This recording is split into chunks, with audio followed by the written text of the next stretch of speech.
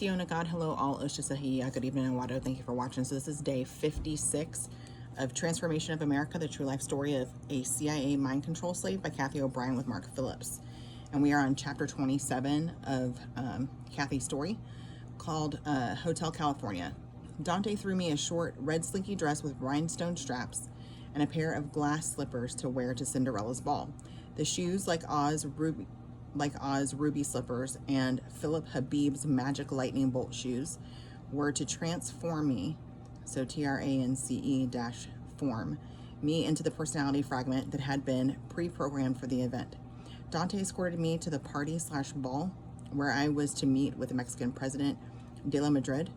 Dante had been bragging about his second home in Malibu ever since I first met him, and the palace was opulence personified.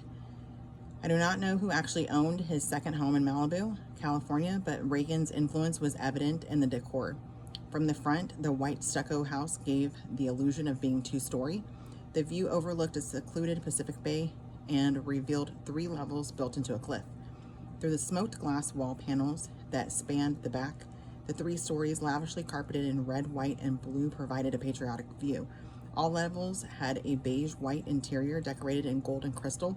An enormous chandelier hung from the cathedral ceiling, illuminating all 3 levels at once from the great room, which overlooked the bay. I was told that Uncle Ronnie, in parentheses Reagan, would be arriving the next day. It was my patriotic duty to attend de la Madrid's welcome party and wear down any resistance he may have, in order that Reagan's business meeting with him would go smoothly. This was not the first time I heard this excuse for being politically prostituted, nor would it be the last. In reality, I was to do the initial dirty work, delivering messages and encourage de la Madrid to use drugs and party with abandon. The diplomatic relations between the U.S. and Mexico were already strong, but this phase of the operation required total commitment from de la Madrid. Dante and I waited at the top of the staircase as de la Madrid, accompanied by 2 bodyguards, climbed to the red level of the house. I greeted de la Madrid, welcome to the U.S., and, in parentheses, seductively, welcome to the Hotel California. His deep-throated laugh indicated he had been cued to the ramifications of my cryptic statement. Hotel California, taken from a popular song by the Eagles, stated, "You can check out anytime you like, but you can never leave." To de la Madrid, this confirmed the permanency of his involvement in the criminal covert operations in which he was conspiring. Blackmail was openly initiated to ensure that each criminal participant understood that if one fell, they all fell. Maintaining dirt on each other through this mafia-styled method was seemingly the only way these criminals implementing the New World Order kept each other honest. De la Madrid and I went into a nearby bedroom, followed by Dante and the bodyguards. Dante then activated the programmed message instilled at the Shasta Resort from Bush to de la Madrid. I recited, "If you please, sir, I have a message to deliver to you from the Vice President of the United States. Welcome to our neighborhood. As you know, Salinas and I have worked out the details towards implementing our plan to open the Juarez border tomorrow. In preparation and celebration of this accomplishment, this little party tonight will bring you face to face with a trusted few who are integral parts of this endeavor and give you the latitude to see firsthand the friendship and honor among the, in parentheses, government-involved mafioso family members. I regret that I could not be here in person to greet you, but Ron, in brackets, Reagan, can show you the ins and outs of the organization better than I. The transaction numbers have been recorded and are available to you for cross-reference purposes and to uphold the integrity of the players involved on your end of the Juarez border. Your commitment today ensures you of a higher economic standard of living for your people, increased relations with the U.S., an influx of American industry, and a position of high esteem in the New World Order. With your seal of approval, we can dissolve the Juarez border and make way for a future of prosperity for Mexico. For now, relax and enjoy your stay." One of de la Madrid's guards was shuffling through some papers from a briefcase, and he told Dante he would like the bank transaction numbers. Dante switched me to "You Are What You Read" passbook programming, and I delivered the numbers intended for the border guards to de la Madrid as ordered. A computer of sorts was used to calculate and confirm the numbers.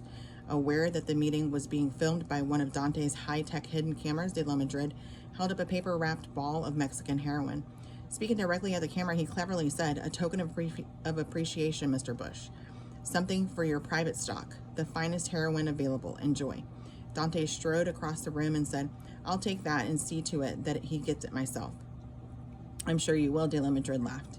He then put all but one paper back in the briefcase. I was instructed to present that elaborately embossed Mexican presidential seal in parentheses of approval to pre-appointed Juarez border guards as proof of de la Madrid's commitment, then deliver it directly to Bush for his file on the future NAFTA agreement and AFTA agreement. Prepared to present a modified hands-on mind control demonstration to de la Madrid, Dante said, "You've heard from a carrier pigeon," in parentheses messenger. "You've seen her in a mode to accept program.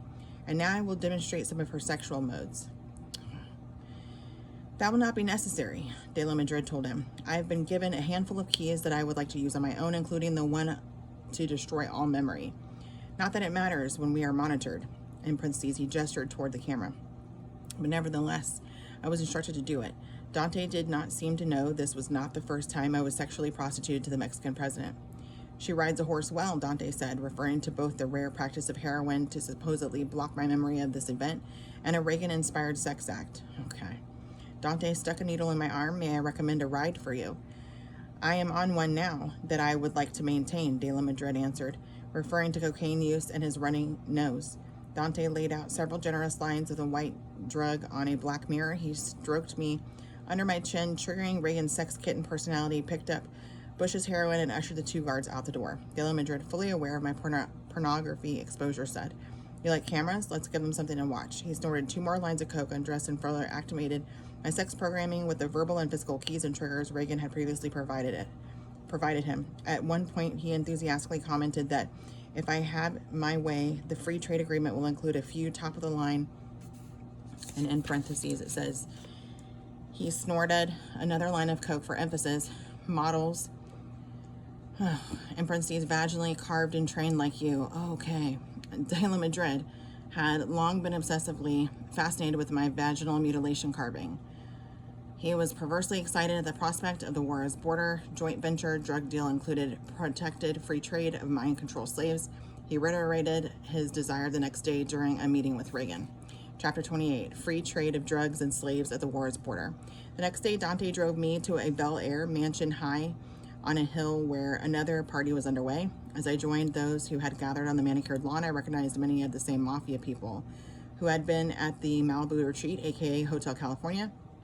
This was a welcome party for President Reagan, who had just arrived. He was walking across the yard toward me with his friend, Jack Valenti, Valenti, who was the president of the Powerful Motion Picture Association of America. Reagan looked his role amongst his mobster friends, his beige coat with fur collar draped over his shoulders, revealing a dark gray pinstripe suit underneath.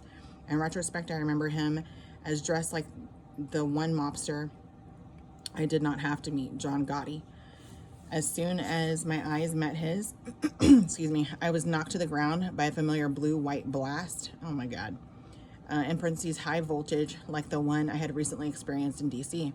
When I came back around and my eyes refocused, Dante was holding me up. Reagan said, "Well, hello, kitten. Uncle Ronnie, how'd," and then underlined is you, and then get is not underlined, and then here is underlined. "How'd you get here?" I asked in childlike innocence. "The rainbow, kitten, the rainbow," he answered in Oz cryptic. "I told you I was coming home. There's no place like home, and you said it with me. So here we are. I keep a little piece of the rainbow in my pocket so I can get back over it." In parentheses, to DC. Anytime I want to. I make a wish and click my heels and I'm gone. For the moment, Reagan succeeded in confusing my mind with Oz cryptic metaphors, reconfirming to my child personality, that he was indeed the powerful wizard. As we went inside for a brief meeting, my personality was deliberately switched to one that had dealt with de la Madrid the night before. The gray-white stucco house was decorated in plush presidential blue carpeting and deep cherry wood tones. The office was small and further crowded by those of us present for the meeting. De la Madrid was comfortably seated, as was Jack Valenti. I was not privy to Valenti's exact role in opening the Juarez border. I only know that he was well educated to the particulars of this meeting. Dante and I remained standing since we would be leaving as quickly as I heard what Reagan, who was shuffling papers and pacing the room, had to say. "Well, kitten," Reagan told me, "this is your death sentence. You'll go out in a blaze of glory." I was not surprised to receive confirmation of my imminent death by Reagan. I had heard about death by fire from seemingly everyone involved in establishing free trade through Mexico. Of our nation's children for drugs, Reagan's use of patriotic metaphors and puns while matter-of-factly informing me he ordered my death was reflected of his often displayed lack of respect for human life. What reflected his character even more were the crimes he was involved in that prompted him to cover up through sentencing me to death.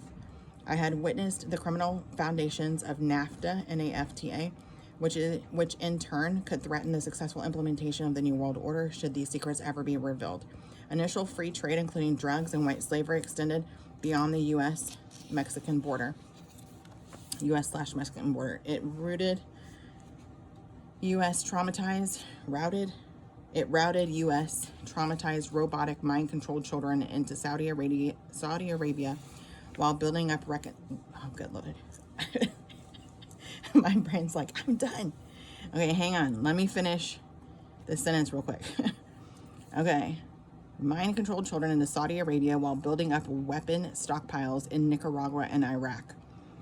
All right, we'll leave it there. Don't go hang a and a good chance until we meet again. Love you, mean it.